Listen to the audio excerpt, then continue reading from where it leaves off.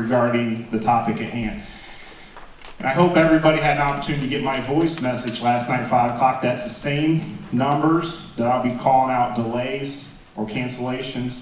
So if you didn't get the call last night, or you want it to a different number or additional number, please contact your building offices, your child's office. We want to make sure that you have the correct number in there so that we can get a delay or cancellation out to you in an appropriate manner. So once again, welcome to tonight. What I'd like to do is introduce a few folks right away. To start off with us tonight, we have some Board of Education members I want to welcome. Tony Lipscomb in the back. There's Tony's board president, back in the back. Grant Hope, Dr. Hope, I see you step in. Dr. Hope right there, okay, Vice President of the Board of Education. Also member, Dr. Paul Johnson in attendance. I did not see Doug Schieffer, okay. Sandy Stone right here, member of the Board of Education. She's also co-chairman of our Student Life Committee, and that's part of the reason why we're here tonight. So we'll explain that a little bit further. Why are we here tonight? First of all, in 2009, many of you sitting in this room put together what's called a continuous improvement plan for our district. This is our Bible. There's 6 goal areas in here. Okay, one of them, the goal area is finance goals, communication goals, student life goals, highly qualified staff, instructional goals, and curriculum goals.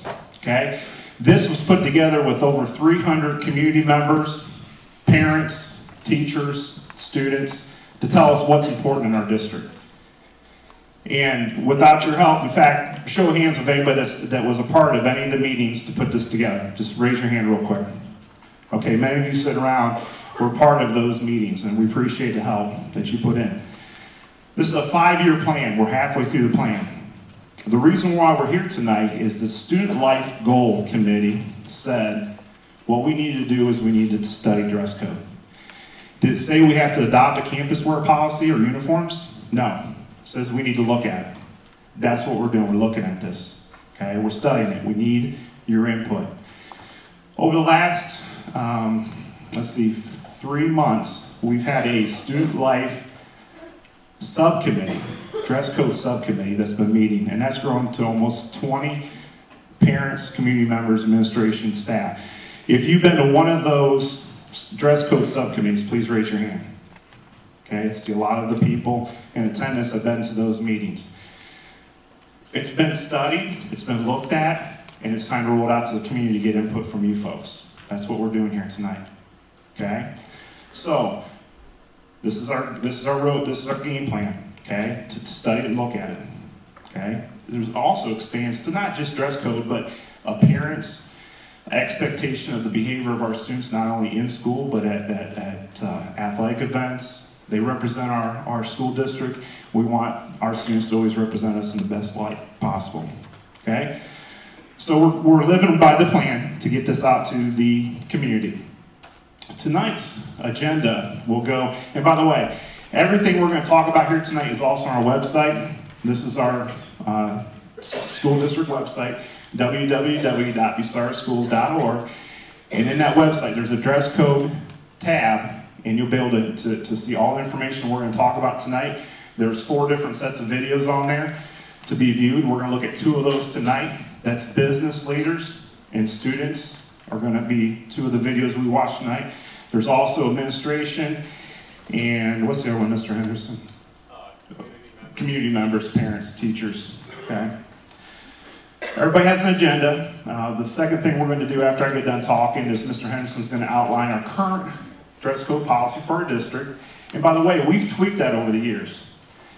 And one of the things that we didn't do when we tweaked that dress code is get community input. A couple years ago, the secondary building put in no holes in the jeans. Okay, we also banned pajama bottoms.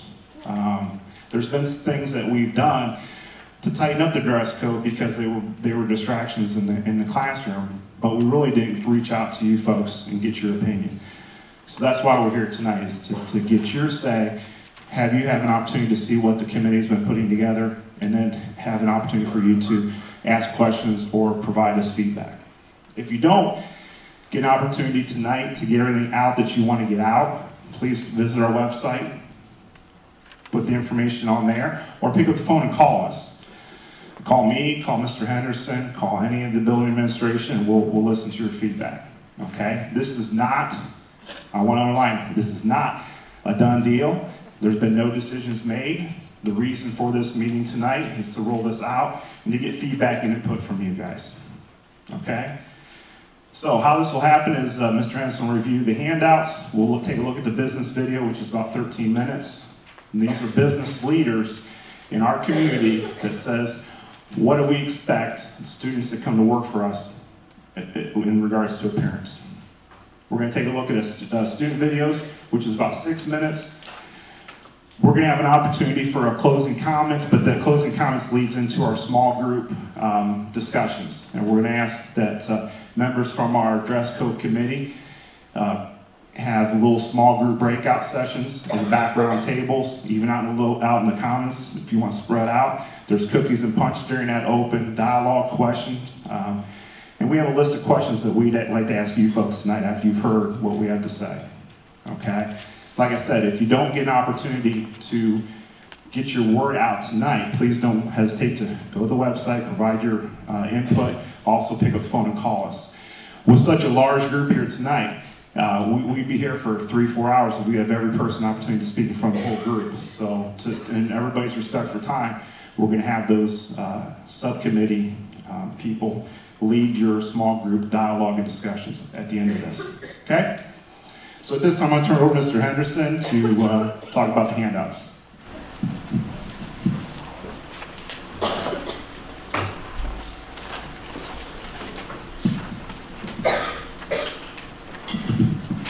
Thank you, Mr. Kimmel. Good evening, everyone. On your packet, you should have, on the front page, you should have the agenda for this evening.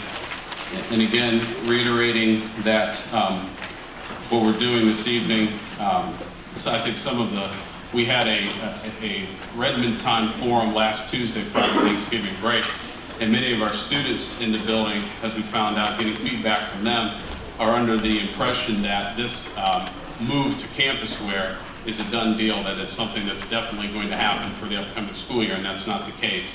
We are in a exploratory phase right now, getting feedback from community member students, teachers, parents, administrators about what they think on this issue before we make a decision. So no decisions have been made. We're just having conversations and kind of exploring this, this idea. And of the 3 options, again, that are on the table, are keeping the current dress code, taking the dress code that we have and making some adjustments to it, or moving to campus wear. And with that being said, if you would turn to the back of the front page, you would see from our student handbook, our current dress code policy, which falls under number 9, inappropriate appearance. And again, in the two plus years that I've been here, this has been adjusted and revised a couple times in preparation for each subsequent school year. And I do acknowledge, as Mr. Kimmel stated, these changes and adjustments were made without community input, which is why we are here where we are today, getting that from you. And if you look down the list, the bulleted points here kind of point out what the framework is of the Code of Conduct. And another point that came out very clearly from the student perspective is that there seems to be in our building some inconsistencies in enforcement of our dress code. And again, we as administrators in the building take that student feedback very seriously and try to make appropriate adjustments in working with the teachers and with ourselves and getting a handle on the dress code issues. And what we've discovered here is some of the things that are bulleted are some of the major issues that we've run into, that we've discovered become distraction to the school, the instructional environment of our classrooms. And and I'm not going to read them to you, but if you look at them, some of them are still, there's a certain level of flexibility in the dress code too. And that's what feedback we need to get from all of you. Do you like that flexibility, or would you like to see us move to something more strict and more easier managed than a wide open framework here? On the second page, you'll notice what the current, and this is just the proposed campus wear, and it's the subcommittee, the work that we've done, we've looked at through the kind of the gathering and the research of one of our committee members, Mrs. Jeffrey, looked at dress code policies, campus wear policies, and school uniform policies in schools all over Ohio that have it. And what we looked at very closely is what does Galleon, as you know, they have a campus wear policy, and we kind of looked at theirs closely because they have a similar student demographic, economic demographic that we have in our district. And this campus wear proposal takes some of the best parts, what we felt as a committee was some of the best, most effective parts of the different campus wear policies we looked at, and combined them into something that we thought at this point works well for our building. But again, this is just a proposal. It's still flexible and easily adapted either to completely wipe out the option of going to campus wear or taking community feedback to make some adjustments within this framework to make our dress code policy less distracting, to this educational environment. And as you read through there, just some highlights. What's different is we have a kind of a strict guideline on what the top looks like. Either solid red, black, or white, our school colors. A polo shirt or an Oxford cloth shirt, or an Oxford shirt, like a button-down collar shirt, long sleeve or short sleeve.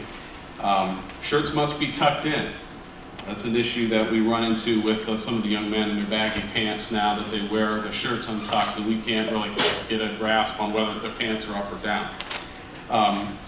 Cardigan crew neck sweaters must be worn over solid colored polo or Oxford shirts. No hooded tops are permitted.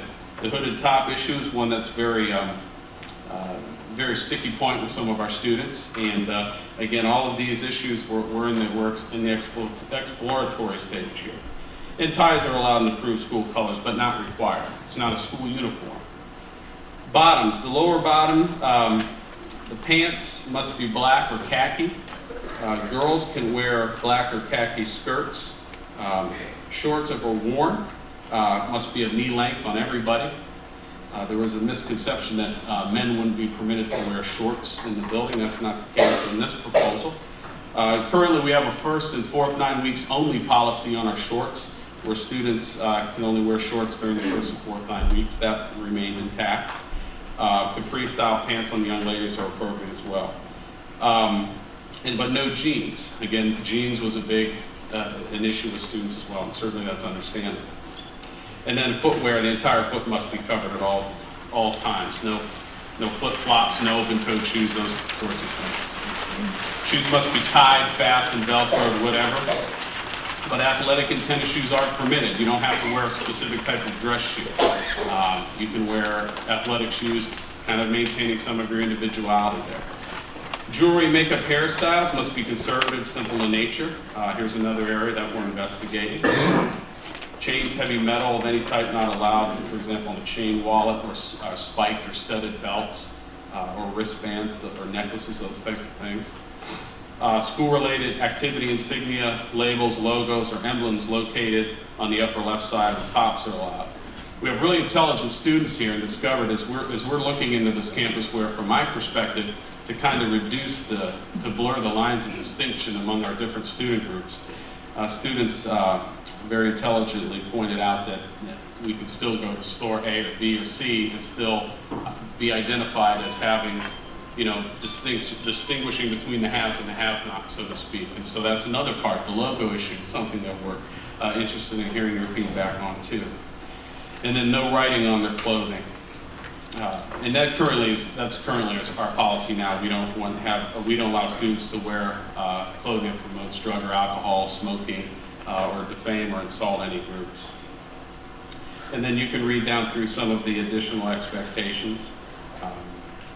Jackets, coats, gloves, hoodies, outerwear. You can wear whatever coat you need to wear in the winter, but it must remain in your locker during the school day.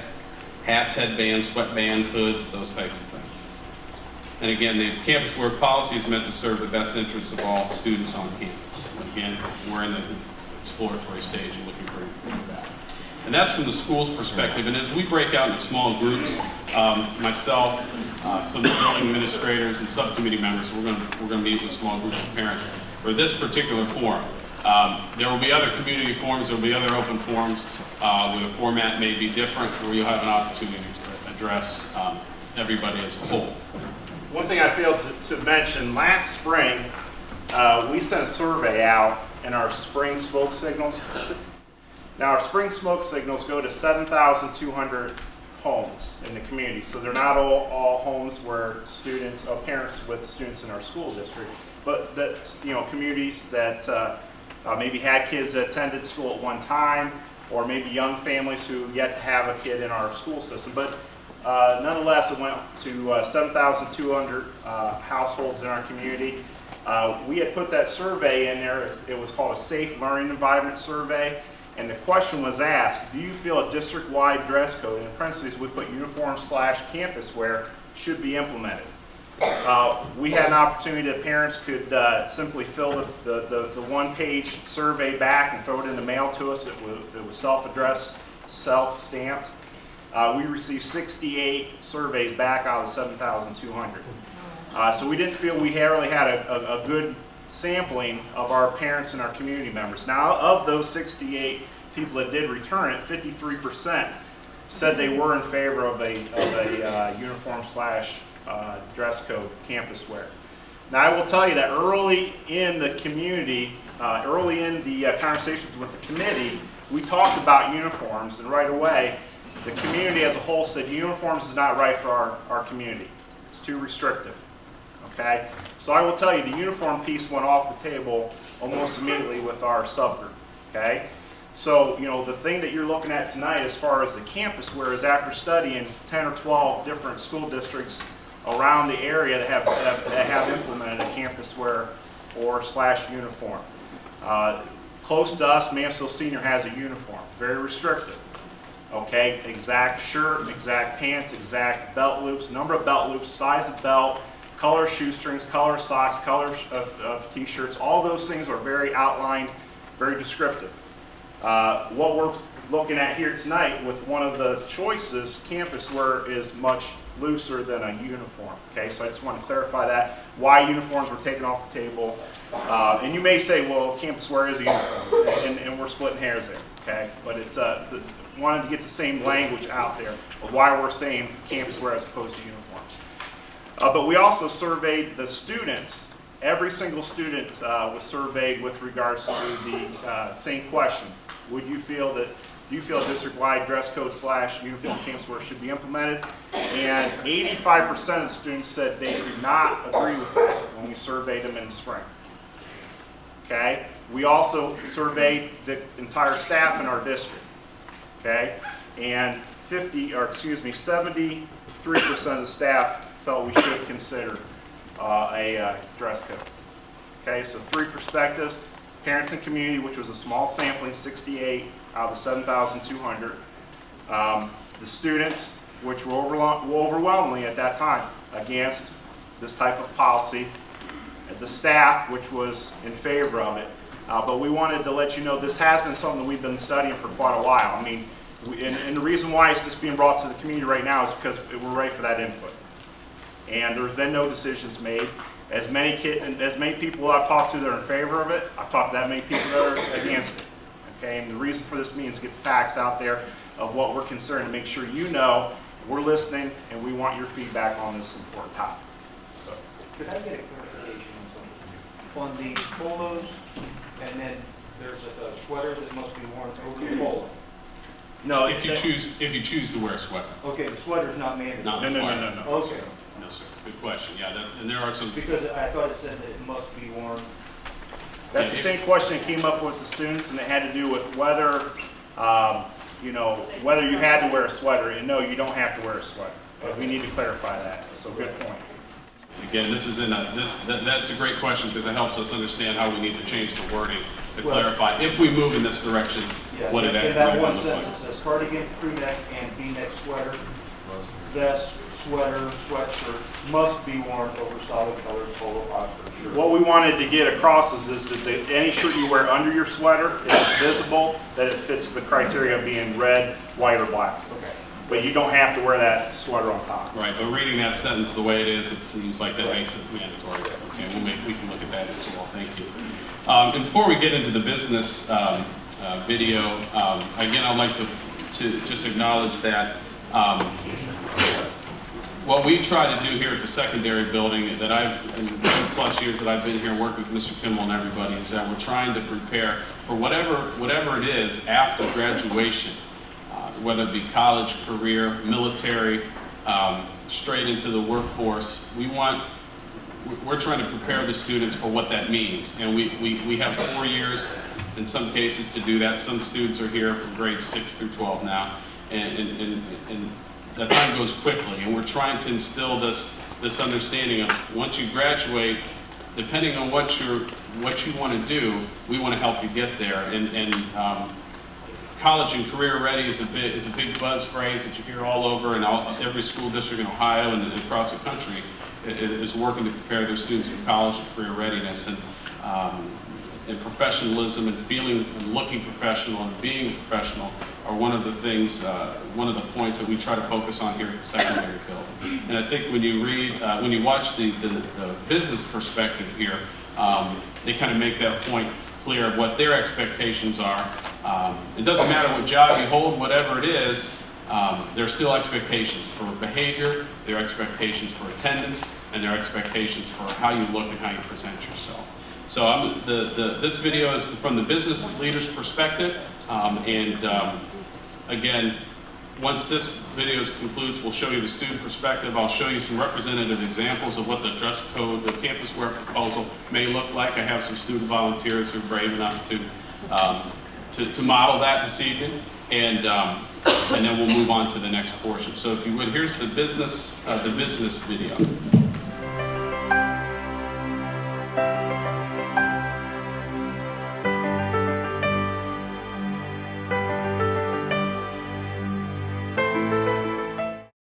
Being an agricultural operation, we have different levels of expectations depending upon which part of the farm you're working in.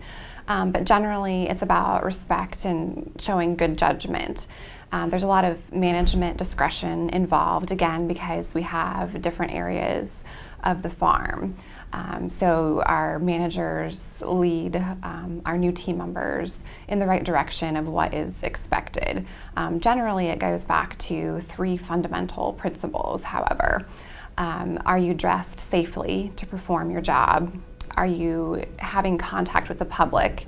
At which point we may ask that you either wear a company shirt or a little nicer clothing, because at that point you're an extension of the company to the public.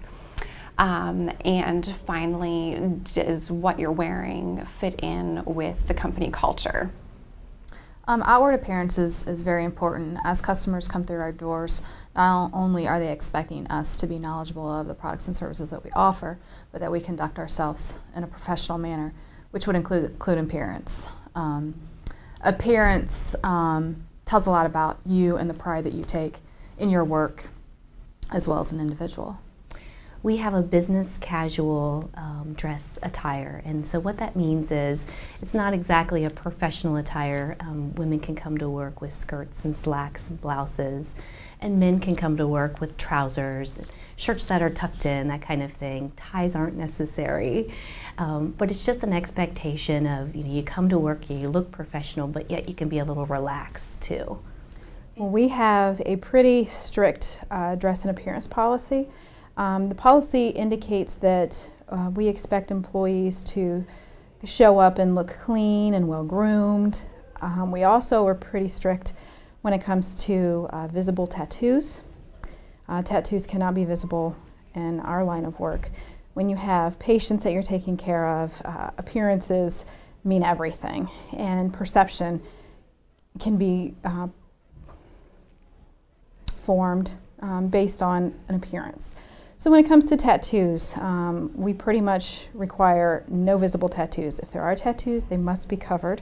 When it comes to body piercings, I mean, everybody is, has their own, they're able to do what they want to do, but we require no piercings. No brows, no lips, no noses. We do allow ears to be pierced, but that's the extent of it.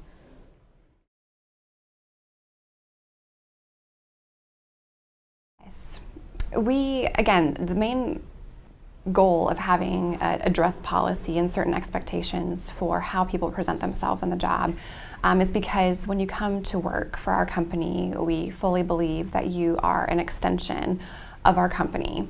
So when you are in the public spotlight, you are representing the company to the rest of the world. When people see you, first impressions, as we all know, are very important. So when people see you and see that you're associated with our company, we want to make sure that you're sending the right message about who we are to people that may not know a whole lot about our operations.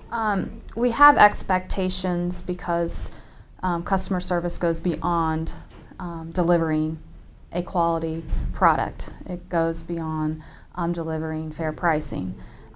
It's also about delivering the services in a professional manner, which include attire.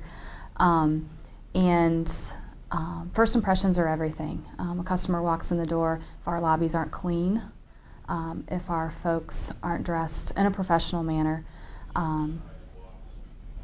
they're probably not going to do business with us. And that would include, piercings, numerous piercings.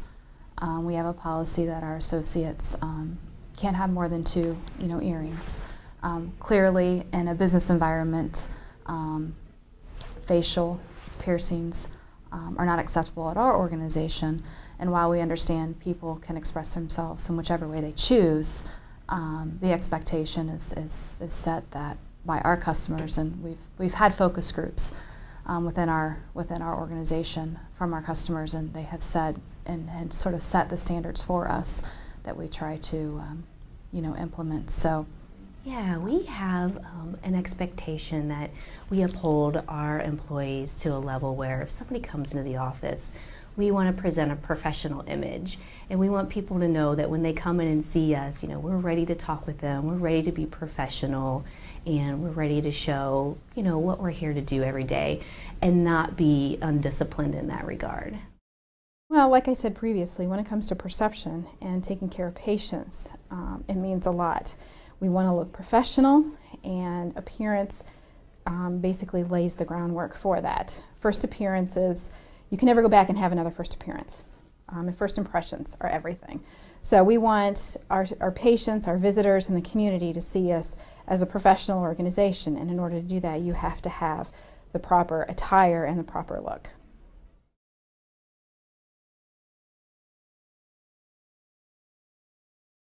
We take a lot into account. I mean, obviously, first impressions are huge. That's what's going to get your foot in the door if you've presented yourself in a professional manner when we first see you. And otherwise, it's about, can you show good judgment, good discretion, respect for authority as well. Sometimes there's rules, we don't like them, but we all have to learn to follow them at some point. Not only do you have the appearance factor of this, you have how they conduct themselves on and off the job, regardless of what position you hold in the company. I might not have direct contact with the public on a daily basis, but I'm in the community and I'm very involved in the community. So when others are out in the community, you are the bank. They don't necessarily know what job you hold within the bank, but you're still the bank. So actions within the job, on the job, and outside of your normal working hours are very important. And it is a direct reflection on the bank. If you're out conducting yourself in an unprofessional manner, that is directly a reflection on the bank, regardless of what position you hold. Yeah, in regards to tattoos, piercings, things of that nature, there's a general understanding that if you do have a tattoo, it should be covered. It should be an area of your body where, if you wear a shirt, then it's underneath that shirt. It's not on your hands, it's not on your face, and whatnot. Piercings, we only allow piercings in the ear, and it's only for women. So we try to keep current with what's standard in the industry in that regard. And also what, if somebody comes in to talk to us, we want them to not be distracted by what they're seeing on us. We also have a uniform policy. on top of our dress code policy. All of our clinical areas, any area that has direct patient contact, has a uniform that they must adhere to. And we did that specifically for the notion that we want the community and the patients to know that, for instance, radiology is a royal blue. If the royal blue employee comes in with their scrubs, they know that's a radiology person. If we have somebody coming in red, that's our cardiac. So, you know, when it comes to those specific areas, there is no qualms in regards to what it is that you are supposed to wear.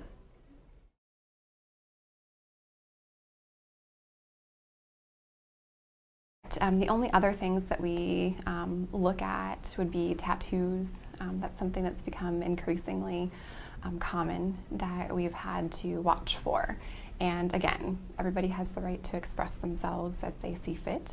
But when you're on the job, we again have certain expectations. So if there are objectionable tattoos, we may ask you to cover those while you're on our company property or conducting company business. You know, I think a lot of folks feel that professional appearance, especially maybe in the banking industry, is you have to wear a suit. That's not necessarily the case. Professional appearance just means, you know, coordinate your colors, be a little bit more tamed, and you don't necessarily, like I said, have to wear a suit, but coordinate. Don't wear wrinkled clothes. I'm amazed of what I see, especially in HR when you're interviewing folks, and you can tell pretty quickly the individuals who have not had that education either within the school or outside the home on proper attire when coming in for an interview. I think that it's important, one, because when you get up in the morning and you have to be disciplined, as a basic rule, it gets you going, you know, it gets your foot in the right step, and something as simple as the way you dress can really kind of set the pace for the rest of your day and how others perceive you, so it's very important. Well, we do have an attendance policy, which we call our occurrence policy, and when it comes to work and being able to maintain that work position, we require that employees show up on time, work their shifts. If they don't, our occurrence policy will kick in. If an employee is late, we even indicate if they're late just 1 minute, they get a third of an occurrence. If they clock out early, they get a third of an occurrence. Now, there are some excuses, like if we have somebody who's on a family medical leave and they're off, that's different. Those are excused. If you arrange things in advance with your supervisor, that's excused. But if you have a call off, you get an occurrence. And within a 12-month period, you can have no more than 7 occurrences or you will lose your position. And so we feel it's very important to maintain that occurrence policy and have the attendance in place to maintain our continuity of care for our patients, as well as be consistent with all of our staff. And you know, it's one of those things, do unto others, and you wouldn't want somebody working beside you who's consistently calling off and you're having to pick up the load. So we do adhere to our occurrence policy in a pretty strict way.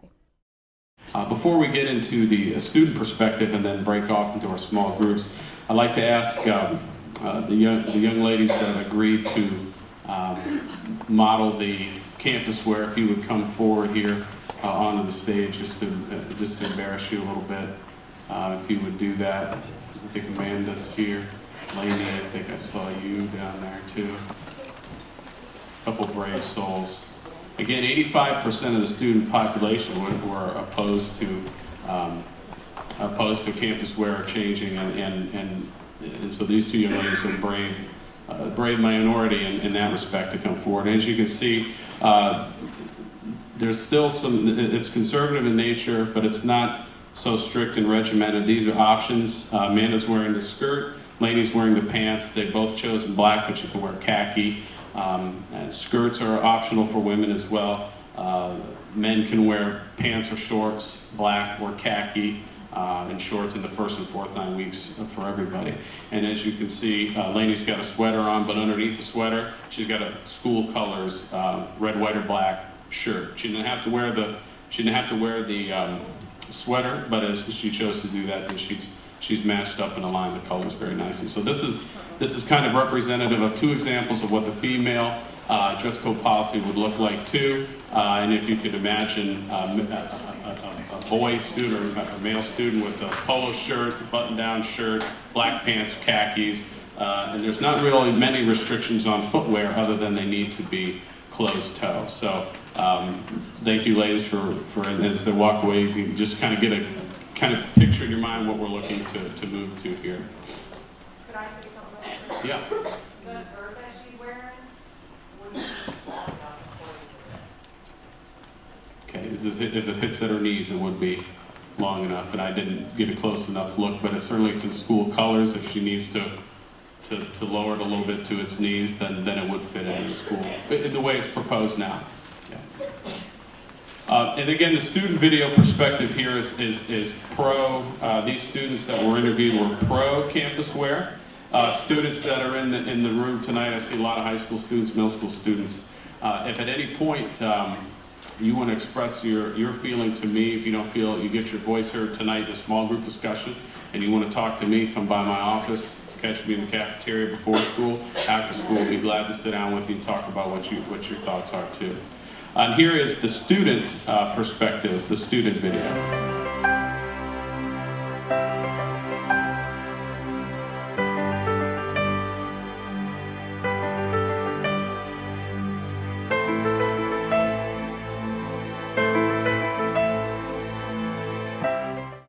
Yes, because I think it helps people learn the rules and get prepared for the future. Yes, I am, because getting dressed would be one less thing to worry about. Everyone wears the same thing, and it's it won't be a distraction during school, and it's preparing us for future jobs when we have to dress up. Yes, promotes equality. Won't have to find anything to wear in the morning. I just think it'll be a good idea. Yes, I'm in support of it. I think it'll eliminate a lot of the bullying that we have at the school and at other schools. And then I think it'll prepare people for their future job or occupation or whatever. Yes, I am, because I think most of the time if you look professional, it gives you confidence and you can act better. You're not worried about everything else but the way you look. You can focus on school. Yes, because I think it would make us look more sophisticated.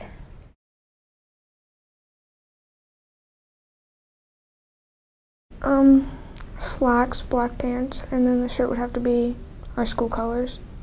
But I don't think the shirt should have to be tucked in, but it shouldn't be dressed long, for guys and whatnot. And we should be able to wear the kind of shoes we want and not be judged on the color socks we wear or the type of shoes we wear or anything. Just the school colors and khaki pants or skirts and black pants or skirts and just nice shirts.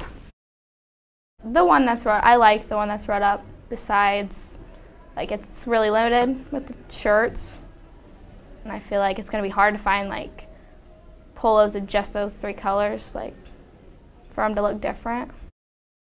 The one written up I like. Some of it's a little more strict than I thought it was gonna be, but in the end I think it'll be fine. Kind of what I have on, just dressy pants and a nice shirt. But I don't think it should be school colors. I think you should be able to choose your shirt color because it gives you some sort of choice. A nice shirt, Redmond colors, and khakis or black pants.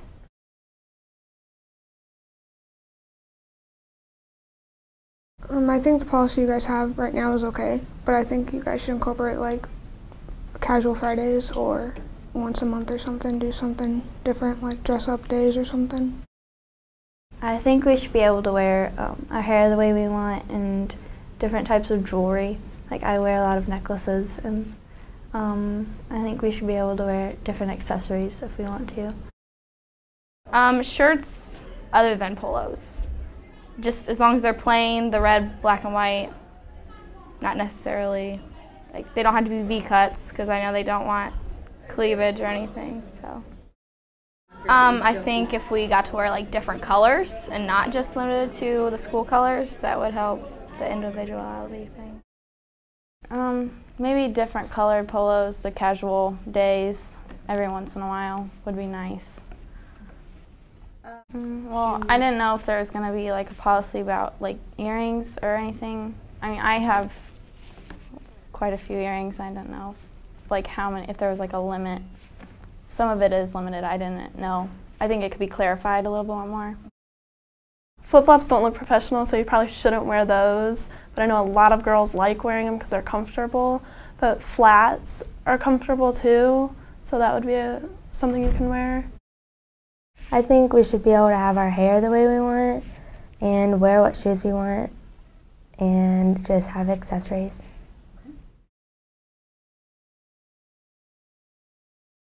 I think it is important because certain jobs do have uniforms, most of them do, and in college you may have to dress up for your occupation or whatever you're going for. Yes, because in like almost every job you have to have a certain dress code, and it's usually very professional looking, and that's what campus wear make us look very professional. Yes, because in a career you're going to have a uniform, some type of uniform, whether it's like a fast food place or a high-paying job, you're still going to have a uniform. Yes, because you're going to have a uniform, or even if it's somewhat casual, you're still going to have to look professional.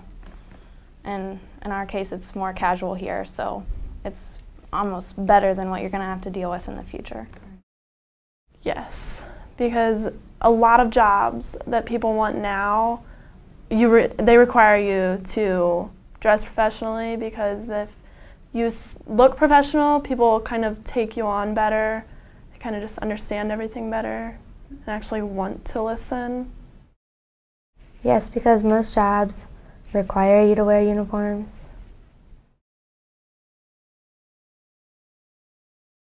Well, the casual Fridays, being able to wear jeans and your school shirt, because it just relaxes you for the weekend and gives you time off from dressing nice through the week.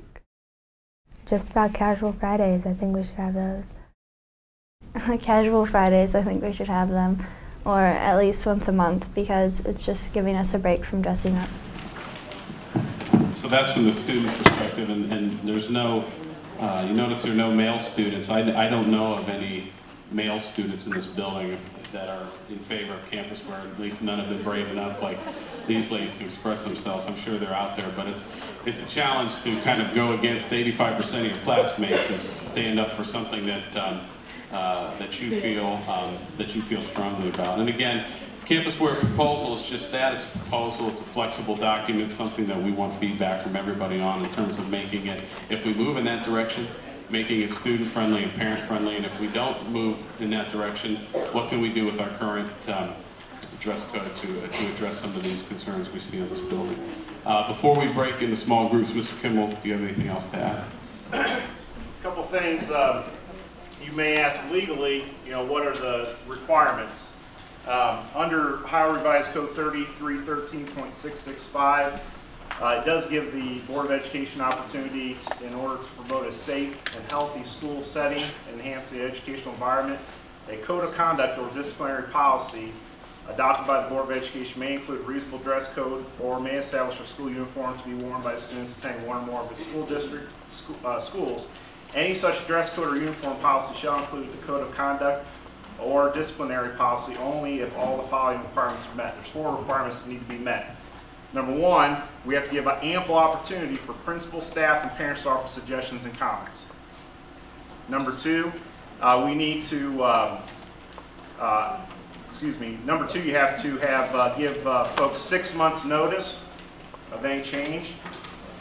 Number 3, you have to include procedure to assist students of economic disadvantage. Right now, 80% of our families are free and reduced lunch.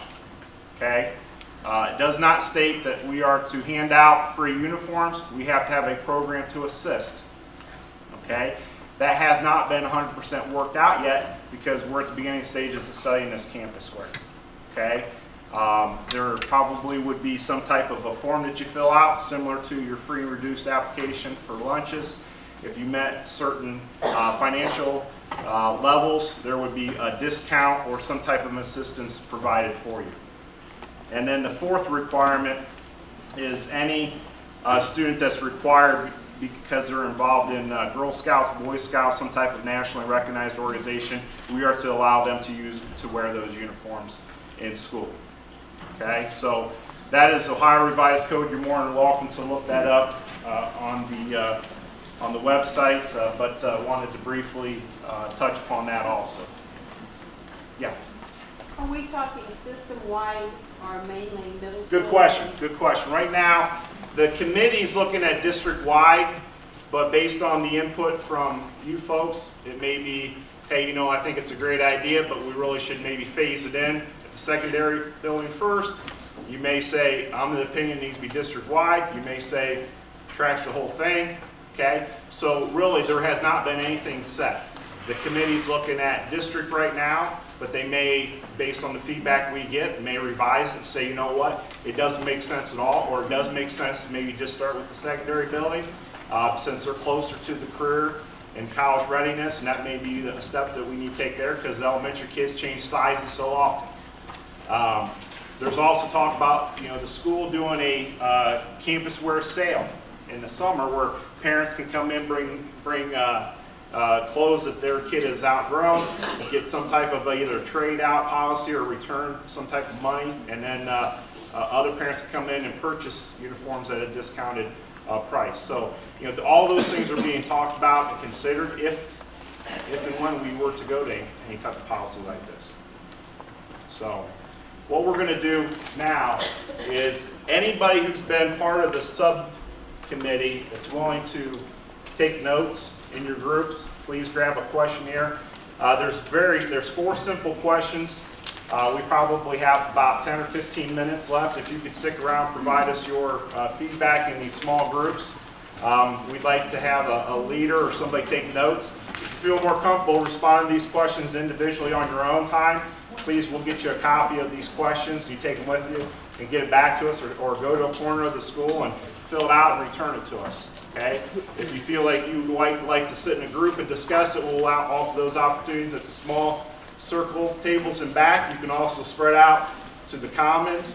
Please make sure that you get cookies and punch either before we start these discussions or when we get done. Yes? Now, it said on there about the headbands and that. What do you mean about the headbands? Because I know, like, she's got a couple of headbands that she wears around her hair that goes underneath, nothing big. Like cameras, yeah. Are they still allowed to wear them? And good question. That's something that we'll jot down on our questions that we have. Try to get some clarification. What we hope to do tonight is have those things like the sweaters, the headbands, ask for clarification so that we can get the subcommittee back together. The hair coloring and stuff. I mean, are they going to be allowed to wear highlights or anything like that? And that's feedback that we want to hear from you folks. There's been no decision made with that. If you feel strongly one way or the other, please express that in our feedback. Go online, give us a call, stop by and see us. Okay? We haven't had any conversation about hair length yet, specifically. Also, if you can't stay, before you answer the next question, if you can't stay, my email, mhenderson@bucyrusschools.org. You can find it on the website.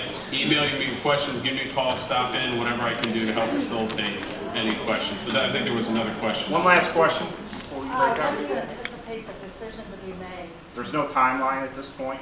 We don't want to put this off. You know, we want to keep the discussion going. Okay? I don't see us having another public open forum before Christmas.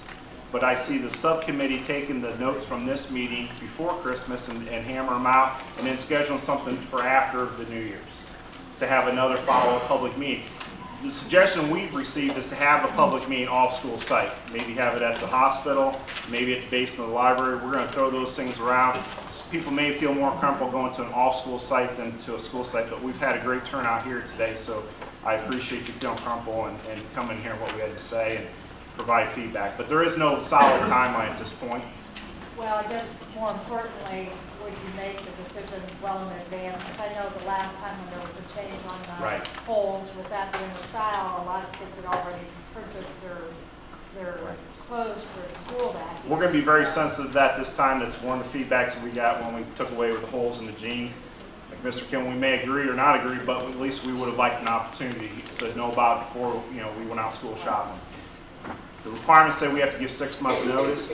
What I would say, if anything is done, not only is that 6 months going to be given, but also a phase-in type of period where we're giving people ample opportunity to make sure. And by the way, we have went out to all of the local stores and businesses here in town, and they're all willing to get on board and carry the clothes.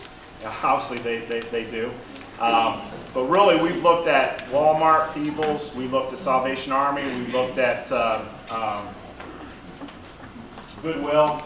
Really, the uniforms range from a low of complete uniform, $20 up to a $60 or $65 uniform, based on where you buy your pants, where you buy your clothes. Now, we hope to get a little bit more solid numbers, exactly what place, exactly how much money, but the school districts that we've interviewed said that the folks that have adopted this, at least what they've gathered back, is that in the long run it's cheaper for parents in a campus wear type of situation. Over the course of the weekend, Thanksgiving weekend, I was over in the Mansfield area in the Salvation Armies. They have the Veterans of America store, there's Goodwill stores over there. And I found a couple places, particularly the one of the Salvation Army stores, an outfit similar to the one that Lainey had on with the pants and sweater and shirt for as low as $7 for all 3 pieces. So again, there's not going to be any, if we move in this direction, there's not going to be any restrictions on how new the clothing is, just what it looks like.